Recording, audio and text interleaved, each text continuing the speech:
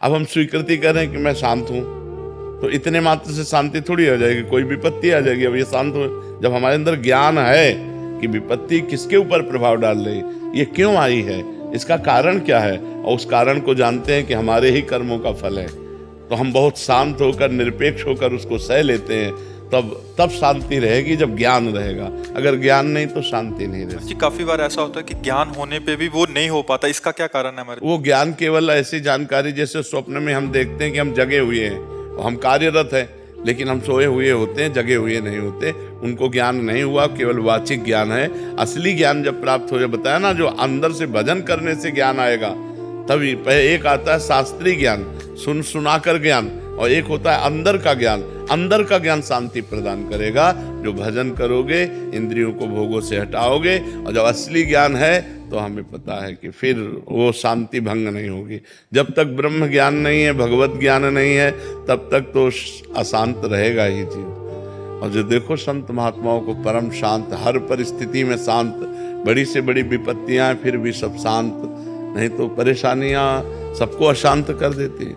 अगर हमको वास्तविक ज्ञान है तो बड़ी से बड़ी विपरीत परिस्थिति में भी हम आनंदित रहेंगे, हम अशांत नहीं होंगे, हम शांत रहेंगे। महाराज जी उस समय साधक तो कटिंग करता है अंदर से, जो आप गुरुजनों के वचन होते हैं, तो महाराज जी सिद्धावस्था में क्या इसका भी भान नहीं रहता? वो सहज भान रहता है, स्थिति नहीं रहती वहां। भान तो रहता है, जैसे अब इनके शरीर में घाव है तो हमें दिखाई तो दे रहा शरीर में घाव, लेकिन पीड़ा इनको हो रही, हमें नहीं हो रही।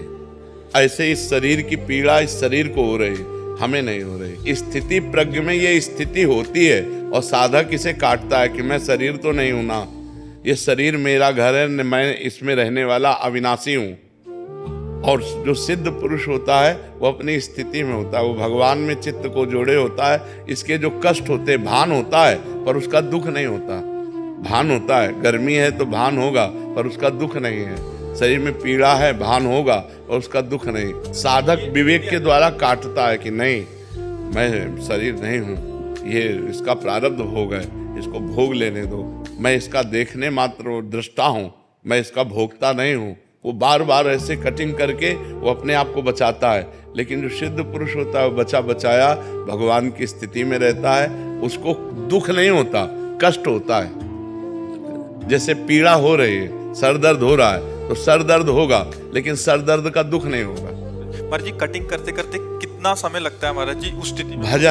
भजन केवल कटिंग से नहीं बात बनेगी, उसके साथ साथ भजन जितना जोर का भजन होगा उतने जोर का विवेक जागृत हो जाएगा। भजन नहीं तो विवेक जागृत हुआ, जो ज्ञान है ना वो प्रयोग में नहीं आएगा। ज्ञान तो सबको है, किसको ज्ञान नहीं कि संसार नाशवान है, किसको ज्ञान नहीं कि मरना है, किसको ज्ञान नहीं कि सब कुछ यहाँ छूट जाएगा। लेकिन कौन, सब उसी में तो लगे हुए हैं, कौन उससे विरक्त होकर भगवान में लग रहा है? मतलब बिना भजन के शाब्दिक ज्ञान से बारी मथे घृत होए बर सिकता ते बरु तेल, बिनु हरि भजन न भवतरी या सिद्धांत पेल। बिना भगवान के भजन के कोई भी ज्ञान प्रयोग में नहीं आएगा।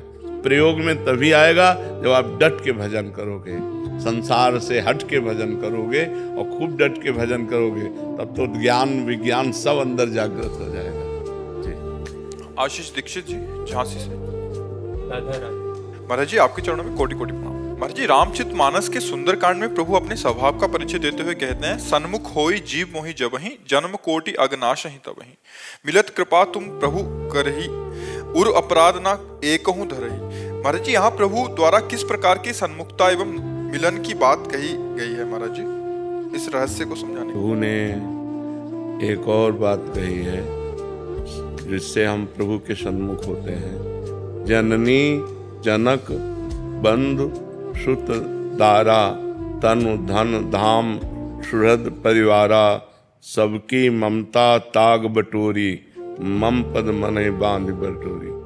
समदर्शी इच्छा कछु नाही, हरस शोक भय नहीं मन माही, अस सज्जन मम उर्बस कैसे, लोभी हृदय बसोधन जैसे। ये सन्मुखता होती है भगवान की।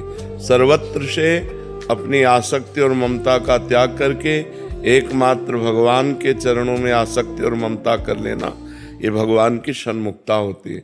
सन्मुख होए जीव मोहि जबहि, जन्म कोटि अगनाशो तवहि। उसके करोड़ों जन्मों के पाप नष्ट हो जाते हैं जब जीव भगवान की सन्मुखता लेता है। समस्त विषयों से, समस्त संबंधियों से, राग का, ममता का त्याग करके एकमात्र भगवान की शरण में। तो जो ही भगवान की शरण जी हुआ तो उसके सारे पाप अपने आप नष्ट हो जाते हैं। सर्वधर्मान परित्यज्य मामेकम शरणम ब्रज, अहम त्वाम सर्व पापेभ्यो मोक्षयिष्यामि मा शुचा। मैं तुम्हें समस्त पापों से मुक्त करके परम पवित्र कर दूंगा, तुम मेरी शरण में आ जाओ। तो जीव जहाँ भगवान की शरण में हुआ तो विमुखता से जो गलती अपराध हुए थे भगवान उधर राहत न प्रभु चित चूक किए की, करत सुरत सहबार हिए की। प्रभु उसकी चूक की तरफ नहीं देखते, उसके हृदय की बात देखते हैं कि असमर्थ होकर के, अशरण होकर मेरी शरण में आया है, बस इसी बात से उसका मंगल कर देते हैं। समझ में आई बात आपको? प्रदीप जी नोएडा से। राधे राधे। राधे राधे महाराज जी। महाराज जी, आध्यात्मिक यात्रा में सबसे बड़ी बाधा क्या होती है और इसे कैसे दूर किया जा सकता है? 3 बाधाएं होती है सबसे बड़ी, कंचन, कामिनी और कीर्ति। रुपये का लोभ, स्त्री भोग की आकांक्षा, काम भोग और मान बढ़ाई प्रतिष्ठा, ये 3 बाधाएं भगवत प्राप्ति नहीं होने देती। शास्त्रीय भाषा में पुत्र ऐषणा, वित्त ऐषणा और लोक ऐषणा, ये 3 जो ऐषणा है ये भगवत प्राप्ति में सबसे बड़ी बाधा है। तो प्रायः लोगों के अंदर विषय भोगों की भोगने की चाह के कारण धन में प्रियता होती है। धन वैसे प्रिय वस्तु नहीं है, धन से प्रिय वस्तुएं खरीदी जाती है इसलिए प्रिय है। जिस धन से प्रिय वस्तुएं ना मिलती हैं उसका कोई महत्व नहीं। मान लो अभी 2000 के 1 ट्रक नोट आपको दे दिए जाए, आपको कोई हर्ष नहीं होगा कि उससे प्रिय भोगी वस्तुएं खरीदी नहीं जा सकती। जिस धन से प्रिय भोग वस्तुएं खरीदी जाती हैं वो धन हमें प्रिय होता है। धन स्वयं में प्रिय नहीं होता, भोग वस्तुओं के कारण प्रिय होता है। हम जो चाहे खरीद सकते हैं, जैसे चाहे बर्ताव कर सकते हैं। और जो काम भोग है ये सृष्टि का सबसे बड़ा आकर्षण है। ये जो स्त्री पुरुष का आकर्षण, पुरुष पुरुष का आकर्षण, जो काम क्रीड़ा है ये सबसे बड़ा आकर्षण है। जो इस काम रूपी शत्रु पर विजय प्राप्त कर ले, धन लोभ रूपी शत्रु पर विजय प्राप्त कर ले, यश कीर्ति मान प्रतिष्ठा इस पर विजय प्राप्त कर ले, वो भगवान को प्राप्त कर सकता है। नहीं तो इसी खाइयों में गिर जाते हैं। कोई तो धन में ही गिर जाते हैं, कोई धन और स्त्री दोनों में गिर जाते हैं, कोई धन और स्त्री अगर क्रॉस भी कर गए तो आगे मान प्रतिष्ठा में गिर जाते हैं। कोई गुरु कृपा पात्र विरला ही होता है जो कंचन कामनी कीर्ति तीनों को ठुकरा करके सच्चिदानंद भगवान का भजन करके भगवान से प्रेम करे, भगवान के तत्व का ज्ञान प्राप्त करे, कोई बिरला ही होता है। समझ पा रहे हैं आप? ये 3 प्रधान होते हैं और तो सब है ही, और तो न जाने कितने विघ्न हैं, पर ये 3 प्रधान रखे गए, कंचन कामिनी कीर्ति। रवि मोटवानी जी। राधे राधे। राधे राधे महाराज जी। महाराज जी, क्या हमें जिन महापुरुषों से गुरु मंत्र प्राप्त करने का सौभाग्य मिलता है वो हमारे जन्म से पूर्व निर्धारित होता है या हम स्वयं चयन? नहीं, ये भगवान की कृपा से होता है। जब भगवान द्रवित होते हैं, कृपा करते हैं, तब वो संत महापुरुषों का सानिध्य प्रदान करते हैं। अब मोहि भाव भरोस हनुमंता, बिनु हरि कृपा मिले नहीं संता। ये हमारे पूर्व कर्म से नहीं मिले हैं, ये संत भगवान का जो साक्षात्कार है ये भगवान की कृपा से हुआ है। जब द्रवहि दीन दयालु राघव तो साधु संगति पाइए। जब भगवान जिस जीव पर दया करते हैं तो जिस दया से हेतु की कृपा से हमें मानव देह दिया, उसी हेतु की कृपा से हमें साधु संग मिल जाता है। ये भगवान की कृपा से होता है। अगर साधु संग का निर्वाह कर ले जाए तो भगवत साक्षात्कार हो जाए।